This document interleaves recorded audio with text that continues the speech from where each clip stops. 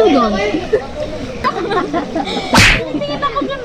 Hi guys! It's me Marlene. So for today's video is pupunta nga kaming ilog dahil bigla ang lakad ito. Bigla din ako ng desisyon na sumama kahit wala akong kapera-pera or budget man lang.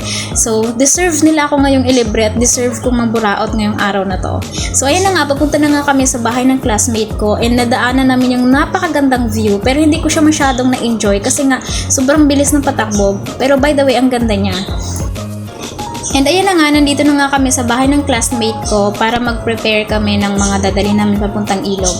And ang prepare lang pala namin dyan is nagdala lang kami ng kanin at tubig since meron namang dalang ulam yung isang kaibigan ko. At syempre nga ako wala akong dala kasi nga mambuburaot lang ako ngayong araw na to.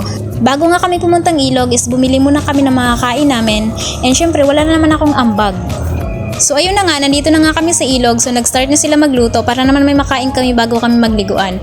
At dahil wala ngang sili at kailangan daw sa sausawan so maghanap tayo ng paraan ngayon. So ayun na nga, pumunta ako dito para nga maghanap ako ng sili. So puro tinik lang naman at puro dahon-dahon lang nakikita ko dito.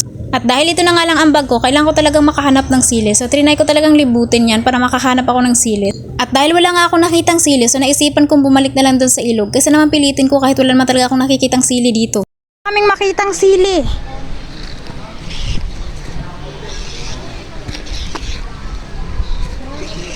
At ayan na nga, kumain na nga kami at sobrang saya talaga at nag-enjoy kami kasi sobrang ganda talaga ng view at saka mura din lang yung entrance fee. 20 pesos lang siya. So if gusto nyo maligo dito, so go na kayo. Hindi ko talaga alam kung ano talaga ang tawag ng ilog na to, hindi ko natanong. Basta ilog siya. At malamig din yung tubig dito guys, so kung gusto nyo pumunta, go na kayo. And after nga namin kumain dyan is nagliguan na kami. Then after namin maligo is pumunta na kami sa bahay ng classmate namin kasi nga doon na namin ituloy ang lamon. Go! Bye-bye!